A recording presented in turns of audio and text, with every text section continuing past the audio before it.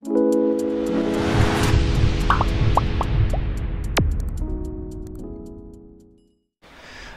বিষয় 2024 সালের অষ্টম শ্রেণীর দ্বিতীয় পর্যায়ক্রমিক মূল্যায়নের ভূগোলের প্রশ্ন এবং তার উত্তর। তোমার দ্বিতীয় পর্যায়ক্রমিক মূল্যায়ন বা সেকেন্ড ইউনিট টেস্ট আগামী আগস্ট মাসে অনুষ্ঠিত হবে। এই পরীক্ষায় তোমাদের পূর্ণমান থাকবে 25 এবং এর জন্য তোমার সময় হবে 50 মিনিট।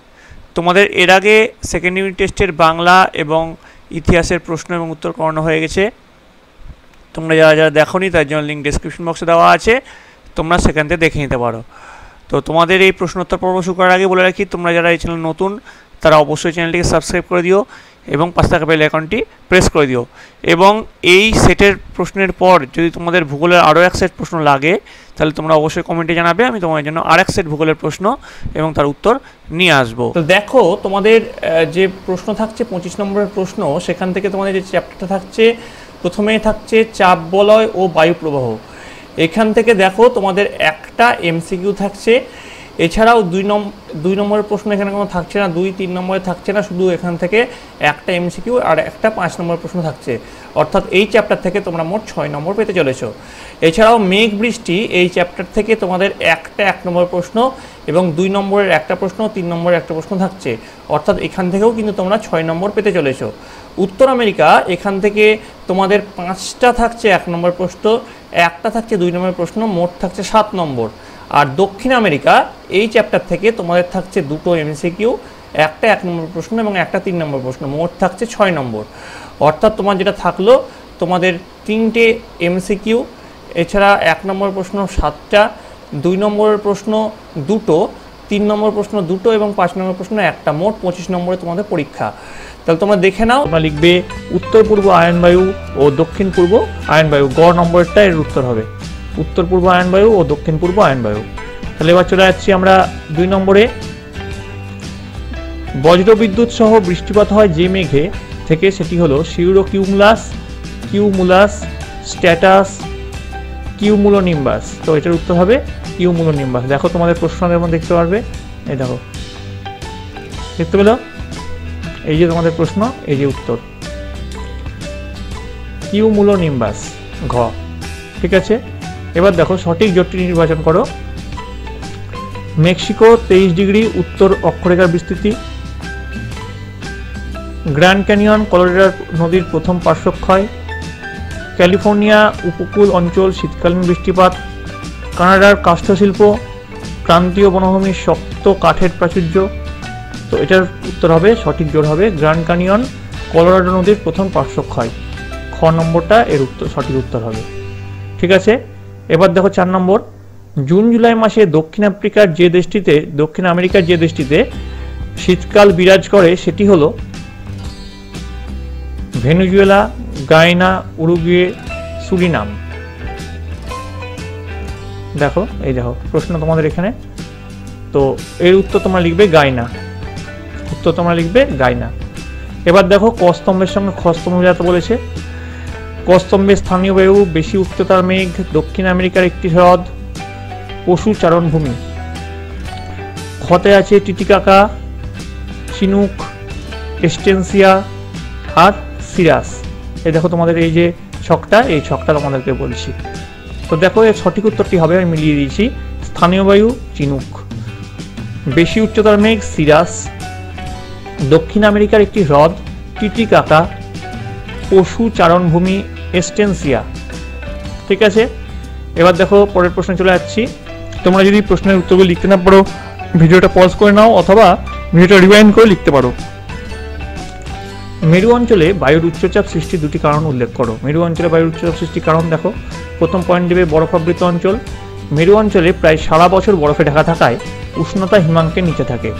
বাষ্পীভবন খুব কম হওয়ার জন্য এই অঞ্চলের বায়ুতে জলীয় বাষ্পের পরিমাণ খুবই কম থাকে বলে বায়ু অপেক্ষাকৃত ভারী হয়। 2 নম্বর তির্যক সূর্যরশ্মি, তাই এখানকার বাতাস ভীষণ শীতল ও ভারী হয়। এই অঞ্চলে সূর্যরশ্মি তির্যক হয়ে পড়ায় তাপের প্রভাবে বাষ্পীভবনের পরিমাণ খুব কম হয়, ফলে অঞ্চলটি উচ্চচাপ যুক্ত অঞ্চলে পরিণত হয়। দেখো এখানে একটা লাইন এক্সট্রা হয়ে গেছে, আগের লাইনটা রিপিট হয়ে গেছে, তোমরা এখান থেকে শুরু করবে। এই অঞ্চলে সূর্যরশ্মি তির্যক হয়ে পড়ায় তাপের অভাবে বাষ্পীভবনের পরিমাণ খুব কম হয়, ফলে অঞ্চলটি উচ্চচাপযুক্ত অঞ্চলে পরিণত হয়। এবার দেখো পরের প্রশ্ন, দক্ষিণ আমেরিকার নদীগুলির দুটি বৈশিষ্ট্য উল্লেখ করো। লিখবে প্রথম উত্তর আয়তন ও দৈর্ঘ্য। দক্ষিণ আমেরিকার নদীগুলো অধিকাংশ দৈর্ঘ্য এবং আয়তন বিশাল। চিরপ্রবাহী, নদীগুলি বৃষ্টির জল ও বরফ গলা জলে পুষ্ট, তাই চিরপ্রবাহী। 3 নম্বর, অরিনোকো নদী ছাড়া অন্য কোনো নদীর মোহনায় বদ্বীপ সৃষ্টি হয়নি।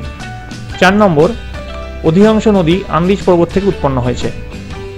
ঠিক আছে, এবার দেখো 4 নম্বর প্রশ্ন কি আছে, নিচের প্রশ্নগুলি উত্তর দাও। প্রতীপ ঘূর্ণবাত, ঘূর্ণবাতের বিপরীত অবস্থা। বক্তব্যটির যথার্থতা বিচার করো। অর্থাৎ এই দুটোর পার্থক্য বোঝাতে চেয়েছে। প্রতীপ ঘূর্ণপাত, ঘূর্ণপাতের বিপরীত অবস্থা, এর কারণগুলি নিম্নে আলোচনা করা হলো। ঘূর্ণপাতের আবহাওয়া অশান্ত থাকে, কিন্তু প্রতীপ ঘূর্ণপাতের রৌদ্রোজ্জ্বল আবহাওয়া লক্ষ্য করা যায়। 2 নম্বর পয়েন্টে বায়ুর গমন। ঘূর্ণপাতের বায়ু নিম্নমুখী হয়, কিন্তু প্রতীপ ঘূর্ণপাতের বায়ু ঊর্ধ্বমুখী হয়। ধ্বংসলীলা। ঘূর্ণপাতে দেখো এখানে লিখবে ঘূর্ণবাত, এখানে লিখবে ঘূর্ণবাত প্রচুর ধ্বংসলীলা চালালেও প্রতীপ ঘূর্ণপাত কোনো ধ্বংসলীলা চালায় না বা কোনো ধ্বংসলীলা সম্পন্ন হয় না। বায়ুর দিক পরিবর্তন। ঘূর্ণবাতের উত্তর গোলার্ধে বায়ু ঘড়ির কাঁটার বিপরীত দিকে এবং দক্ষিণ গোলার্ধে বায়ু ঘড়ির কাঁটার দিকে প্রবাহিত হলেও এখানে হলেও হবে, একসঙ্গে হবে। প্রতীপ ঘূর্ণপাত এর বিপরীতমুখী হয়। এখানে ঘূর্ণপাতের ক্ষেত্রে যা, প্রতীপ ঘূর্ণপাতে এটা কিন্তু একবারেই উল্টো। বায়ুর চাপ। ঘূর্ণপাতের কেন্দ্রে থাকে নিম্নচাপ, কিন্তু প্রতীপ ঘূর্ণপাতের কেন্দ্রে থাকে উচ্চচাপ। বৃষ্টিপাত কি লিখবে? ঘূর্ণপাতে প্রচুর বৃষ্টিপাত হয়, কিন্তু প্রতীপ ঘূর্ণপাতে বৃষ্টি হয় না, আবহাওয়া শুষ্ক থাকে। ঠিক আছে, আশা করি এই প্রশ্নের উত্তর তোমাদের সকল লেখা হয়ে গেছে। এবার দেখো নিচের প্রশ্নগুলি উত্তর দাও। হ্রদ অঞ্চল কৃষিকার্যে যথেষ্ট সমৃদ্ধ। ভৌগোলিক কারণগুলি ব্যাখ্যা করো। হ্রদ অঞ্চল সমগ্র পৃথিবীর শ্রেষ্ঠ কৃষি সমৃদ্ধ অঞ্চল। এই অঞ্চলের কৃষির উন্নতির কারণগুলি হল সমতল জমি। হ্রদ অঞ্চলের বিস্তীর্ণ সমতল জমি কৃষিজ ফসল উৎপাদনের জন্য অত্যন্ত উপযোগী। 2 নম্বর পয়েন্ট দিবে পরিমিত বৃষ্টিপাত ও উষ্ণতা। নাতিশীতোষ্ণ জলবায়ুর অন্তর্গত হ্রদ অঞ্চল পরিমিত বৃষ্টিপাত মানে 50 থেকে 60 সেন্টিমিটার এবং উষ্ণতার জন্য কৃষিকাজে উন্নত। 3 নম্বর দেবে উর্বর মৃত্তিকা। এই অঞ্চল উর্বর মৃত্তিকায় কৃষিজ ফসল উৎপাদন বেশি হয়। 4 নম্বর দেবে চাষযোগ্য জমির পরিমাণ বেশি। লিখবে হ্রদ অঞ্চলে চাষযোগ্য জমির পরিমাণ বেশি, ফলে বিভিন্ন ফসলের চাষ হয়। 5 নম্বর লিখবে উন্নত প্রযুক্তি ও উন্নত কৃষি যন্ত্রপাতি। এই অঞ্চলে উন্নত প্রযুক্তি ব্যবহার ও উন্নত যন্ত্রপাতি ব্যবহারের ফলে ফসলের উৎপাদন হার বেশি হয়। 6 নম্বর কি দেবে? জলসেচ। হ্রদগুলোর স্বাদু জল সেচের কাজে ব্যবহার করা হয়, ফলে সেচের জলের অভাব হয় না। 7 নম্বর দিবে ঘনবসতি। অঞ্চলটি ঘনবসতিপূর্ণ, তাই শ্রমিকের যেমন অভাব হয় না, তেমনি কৃষিজ ফসলের প্রচুর চাহিদা আছে। 8 নম্বর দিবে শস্যাবর্তন। শস্যাবর্তন পদ্ধতিতে চাষের ফলে সারা বছর ধরে ফসল উৎপন্ন হয়। শস্যাবর্তন মানে এক ফসলের পরে আরেক ফসল, হ্যাঁ, একটা ফসল বারবার নয়, মানে একসঙ্গে মানে একটা জমিতে পরপর বিভিন্ন ফসল চাষ করা। সরকারি উন্নত নীতি। সরকার কৃষির উন্নতির জন্য নীতি নির্ধারণ করেন, এটা হচ্ছে একটি অন্যতম কারণ। এই প্রশ্নের উত্তরটা তোমরা পেয়ে যাবে তোমাদের বইয়ে পেজ নাম্বার 47-এ। ঠিক আছে, তো উত্তরটা দেখি কি লেখা আছে। শৈল কথার অর্থ পর্বত, আর উৎক্ষেপ কথার অর্থ হলো ওপরে ওঠা। পর্বত দ্বারা বাধা পেয়ে বায়ু উৎক্ষিপ্ত হয়ে বৃষ্টিপাত হওয়ায় এই বৃষ্টির নাম শৈলোৎক্ষেপ বৃষ্টিপাত। সমুদ্রের দিক থেকে আসা জলীয় বাষ্পপূর্ণ আর্দ্র বায়ুর প্রবাহ পথে আড়াআড়িভাবে কোনো পর্বত বা উচ্চভূমি অবস্থান করলে ওই বায়ু পর্বত বা উচ্চভূমিতে বাধা পেয়ে ওই পর্বত বা উচ্চভূমির ঢাল বেয়ে ওপরের দিকে উঠতে থাকে। ঊর্ধ্বগামী এই বায়ু ক্রমশ প্রসারিত হয় ও ঠান্ডা হয়। আরও উপরে উঠলে এই বায়ু সম্পৃক্ত হয়ে পড়ে এবং ঘনীভূত হয়ে বৃষ্টিপাত ঘটায়। এই বৃষ্টি হলো শৈলোৎক্ষেপ বৃষ্টিপাত। পর্বতের যে ঢাল বরাবর বায়ু উপরের দিকে ওঠে ও বৃষ্টিপাত ঘটায় সেই ঢাল হলো প্রতিবাদ ঢাল, আর এর বিপরীত যে ঢাল বরাবর বায়ু নিচের দিকে নামে সেই ঢাল হলো অনুবাদ ঢাল। প্রতিবাদ ঢাল প্রচুর বৃষ্টিপাত ঘটানোর পর বায়ু যখন পর্বতের অনুভাত ঢালে পৌঁছায় তখন সেই বায়ুতে জলীয় বাষ্পের পরিমাণ যথেষ্ট কমে যায়। এছাড়া বায়ু যত নিচের দিকে ঢালের উষ্ণতার স্থানে নামতে শুরু করে বায়ুর উষ্ণতা তত বাড়তে থাকে, ফলে বায়ুর জলীয় বাষ্প ধারণের ক্ষমতা বৃদ্ধি পাওয়ায় বায়ু অসম্পৃক্ত হয়ে পড়ে। এই কারণে অনুবাদ ঢাল প্রতিবাদ ঢাল অপেক্ষা বৃষ্টিপাত কম হয়। এটা ঢালে হবে, তাই পর্বতের অনুবাদ ঢাল বৃষ্টিপাত অঞ্চল নামে পরিচিত। দেখো তোমরা এর সঙ্গে এই ছবিটা যুক্ত করে দেবে। দেখতে পাচ্ছ আমি একটু বড় করলাম, এই ছবিটা এটার সঙ্গে যুক্ত করে দেবে।